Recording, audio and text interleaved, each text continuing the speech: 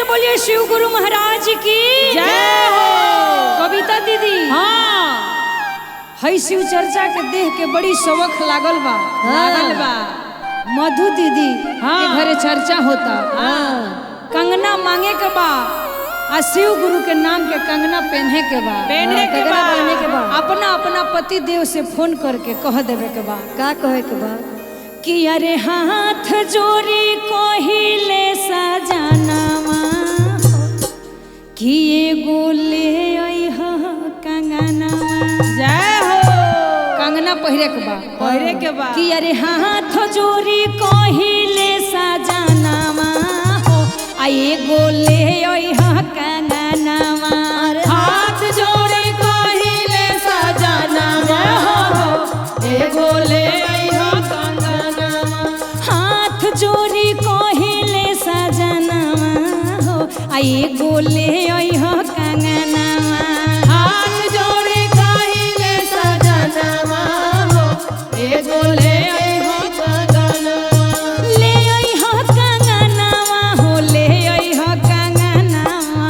ले अइह कंगनावा हो ले अइह कंगनावा। अरे ले अइह कंगनावा हो ले अइह कंगनावा। ले अइह कंगनावा हो ले अइह कंगनावा। हाथ जोड़ी कोहिले सजनावा हो आ एगो ले अइह कंगनावा। हाथ जोड़ी कोहिले सजनावा हो एगो ले अइह कंगनावा। कंगना पहिर जाइब गुरु के नगरिया। गुरु के नगरिया हो गुरु के नगरिया। तीन सुत ले बनब गुरु के पुजरिया। गुरु के पुजरिया हो गुरु के पुजरिया। कंगना पहिर जाइब गुरु के नगरिया। तीन सूत्र ले बनब गुरु के पुजरिया। चारा चकराइब हम अंगनावा।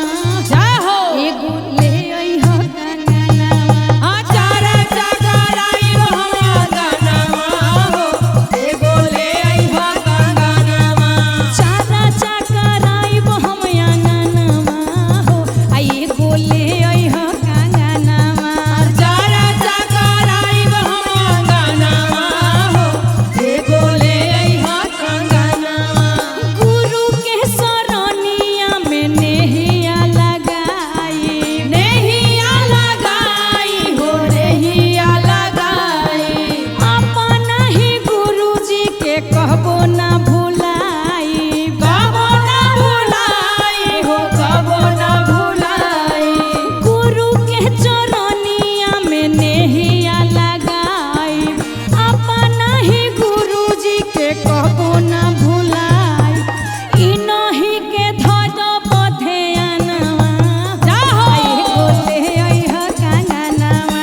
अरे नाही विधान के ध्यानवा हो एगो ले अइह कंगनावा। हाथ जोड़ी कोहिले सजनावा हो आ एगो ले अइह कंगनावा। हाथ जोड़े कहिले सजनावा हो एगो ले अइह कंगनावा। प्रेम से बोलिए शिव गुरु महाराज की जय।